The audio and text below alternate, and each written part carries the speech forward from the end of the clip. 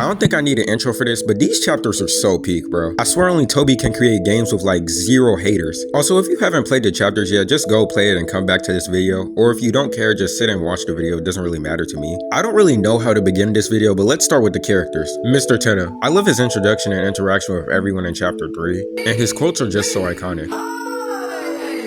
Tenna's fight is also pretty enjoyable for the most part, and I love the fact that you really need to work to get through his attacks. My favorite attack is the cowboy one. It's not too hard or easy, and it's really the most interactive part in my opinion. He's just so cool, and his theme of being outdated and wanting to be used is so creative, and it happens to a lot of TVs. A-tier character. Speaking of this scene, the difference between this Susie and the Susie from chapter 3 to 4 is actually insane. Like, Susie went from sort of a semi-antagonist to deadass helping people and showing compassion. My favorite scene with her is when she related to Tenna about not being needed and assured him that somebody wants him. Because I feel like chapter 1 Susie would never say something like that. A-tier character as well. Let's also talk about this man Jerson because oh my god, he's so goated. The way he just moves through all of chapter 3 to 4 just screams wise, and every battle he's in is always entertaining. He's also the only guy to parry a rude buster. That's honestly insane. Jerson's theme of guiding everyone with his words alone is just peak writing, like him encouraging Susie to just believe in herself more, and him motivating his son to write his own stories. It kinda gives me the storybook game Sonic vibe. His attacks are also pretty fun, and it really personifies the energy of this fight. And Susie is definitely gonna take that how do you want it to end part to heart. I can't really talk about Jerson without including his fight with the Tyrant. That was just insane clutches. He's an S tier character. This may be biased, but hey.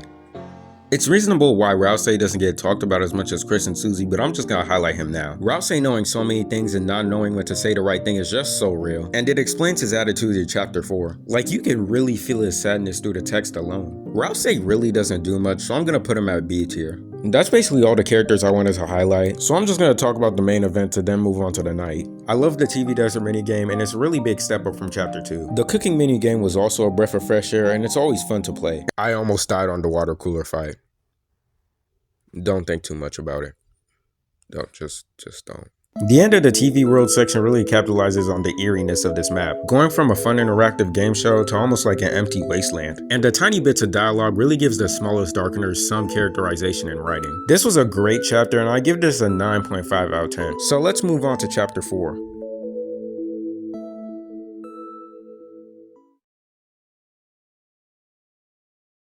Chapter 3 and chapter 4 seem like they were made in completely different eras, like the glow up is actually insane. But I'm gonna talk about the time part later since I want to cover the smaller stuff. I really feel bad for Asgore, man. Bro's just trying to get the family back together before Azrael returns. But him aside, I like the exploration part of chapter 4, and it's definitely less handholdy than chapter 3. And them finding clues for the bunker code really adds a lot of mystery to it. Toby is really good at making things seem unknown and really gets you reeled into the game more. Oh yeah, and also Chris and Susie giving Tenna a home was pretty thoughtful too. But other than that, there's not really that much to say about it. Birdly, no.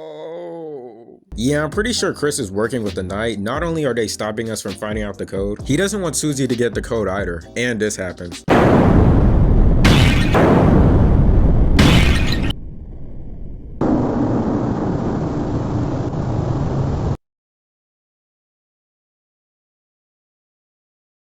And when Chris calls the Knight about the guitar, Carol is right there and she's chill with Chris. Or maybe Carol isn't the Knight and I'm just rambling. I mean, this game is unpredictable. I could cover the Snowgrave and weird roots of this section, but to be honest, I didn't do them. And I don't want this video to be longer than it already is, so. That's pretty much all I have to say about the Light World segment, so let's get into the rest of the chapter. I know I said I was going to cover the Knight after the main events of chapter 3 and 4, but I have to get the negatives about this guy out the way. Throughout chapter 4, it is so hard defending this guy. I'm so dead ass, it's so hard to defend him. When you beat the Knight, Susie chips its sword and the Knight literally knocks out Susie while she was off guard. Undyne comes to save Susie, and instead of actually fighting her, the Knight just drags her to the bunker. We're probably gonna find out why next year, but come on, dog. Later in chapter 4, it proceeds to oral farm while running away from Susie. And I'm not gonna lie, the pose was low-key tough, but they're literally just teenagers, bro. Why do you feel the need to do this when you can literally just one-shot them? Same for this scene. I swear it was like, how do I unnecessarily oral farm for like 5 minutes of the game?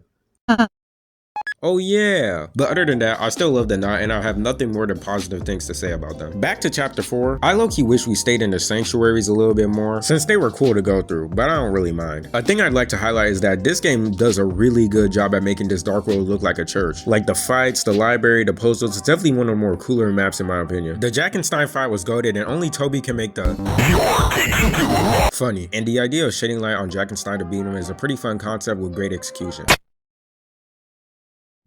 I can't really talk about chapter 4 without bringing up this part of the game. The OST here really captures the energy of this scene. I don't really know how to describe it, but it just makes the church feel empty, only for it to get broken by the realization that Jerson was dead the whole time and the Dark World just revived him. It's just peak writing, and it also makes for a great plot twist. Susie writing the letter down for Jerson is just perfect writing as well, and it just shows the character development Susie has gotten the past 3 chapters. I'm surprised not much people talked about this part of the game as much, so I just had to get that out of the way.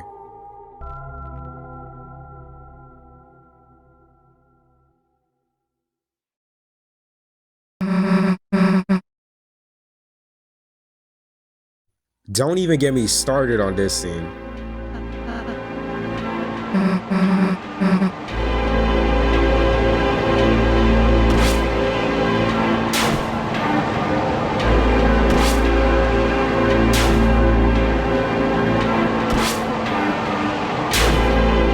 I don't think I gotta say anything, the clip says itself. And then we get followed up with this. One of my favorite things about DeltaRune is that sometimes the cutscenes make you feel like you're in a whole different game. Like, how do you even begin to make this? There's not a single pixel in sight.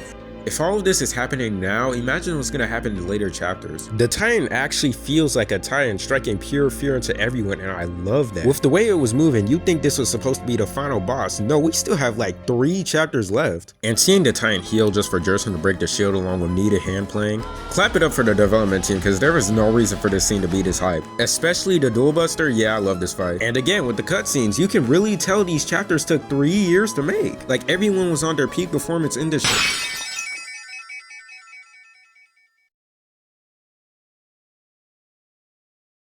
I know this may sound like a Susie Glaze video, but she really was the highlight of a lot of portions of chapter 3 and 4. Remember when I said Susie was definitely gonna take that how do you want your story to end part to heart? This is what I meant. Whatever the prophecy is, Susie wouldn't let it happen and tells Rousey to just laugh it off. And it's a great callback to what Jerson said. And Rousey asking Chris why Susie is so nice to him reminds me a lot of this. That's all I have to say about it though. Man, we really faced the Roaring Knight and the Titan. I wonder what the ending's gonna be.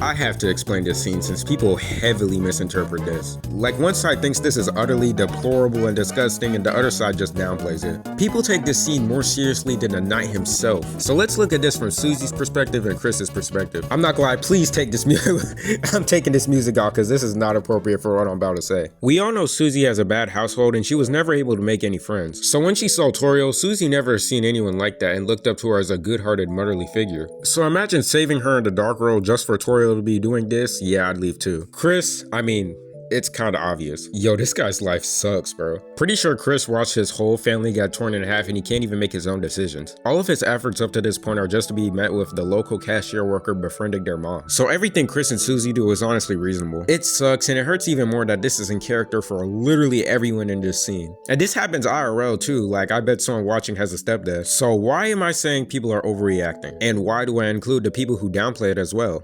Well, to start, mofos think Sans fucked Toriel. We got Chris S.A. Noel, Rousey's a fanboy, and Sans fucked Toriel. Yeah, we reached the end times. If you have basic comprehension, you know that this didn't happen, but the UTDR fandom's the UTDR fandom. Other than that, the fandom just takes this scene way too seriously. Yeah, it sucks, but it really is not that deep. Toriel's like 80 years old, she can do whatever she wants. Same for Sans, he's a grown-ass man and I'm pretty sure he doesn't even know the full story. Speaking of Sans, he's like the first video game character to get cancelled. I did not expect him to get this much hate. Most of them are jokes, but certain people just deadass don't like him anymore. I don't know why no one's hating on Toriel, she's equally at fault here. Sans has done absolutely nothing wrong in this scene. Yes, I'm defending him and this is kind of a Sans channel, so it's already horrible looks. But dog, y'all are already weird about Toriel, so Sans befriending her should be the least of y'all's worries. Anyway, he doesn't even do anything wrong. Undertale Sans literally watched everyone die in the genocide run just to fight you. And now when he's at the happiest point of his life, he's bad. Yeah, I don't know. There's really not much to say about this. Can't believe there'd be a day where I said Sans was overhated. For the people who downplay it, no one really underplays it. Some just say it's a comedic scene. But I can't really blame them, since you miss a lot of stuff from just playing the game. So if chapter 3 and chapter 4 are done, we gotta talk about the night.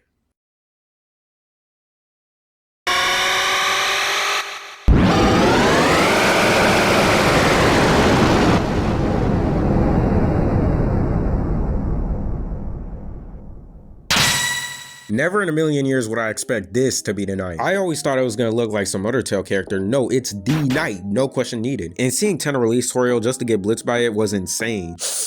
I thought we were gonna end this chapter on a good note, bro. I don't think I have to comment on the attacks that much. Like, I literally died to this guy because of what's shown on screen. All of them give the feel that they're geared straight towards you. And the aggressiveness adds a lot to it. Like, how did they even do this? Same for the music too, there's so much malice behind it. You really have to fight for your life in order to beat this guy. Unless you no-hit him. Everything about this thing feels so unnatural. The sprite, the after images. Who is this guy even supposed to be? Wait.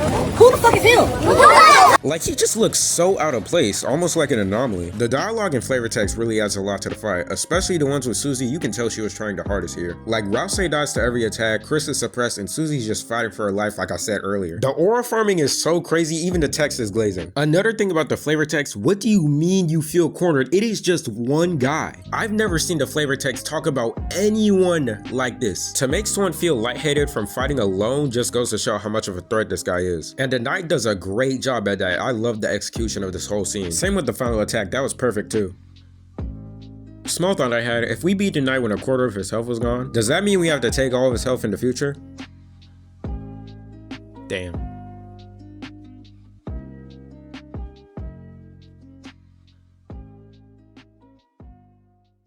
Yes guys, it's not a power scaling video. Sorry I haven't been uploading recently. I had a lot of fun with these two chapters, so I had to get this out of my chest. As for this channel, I will drop more of my anticipated videos, but there will be some smaller stuff in between.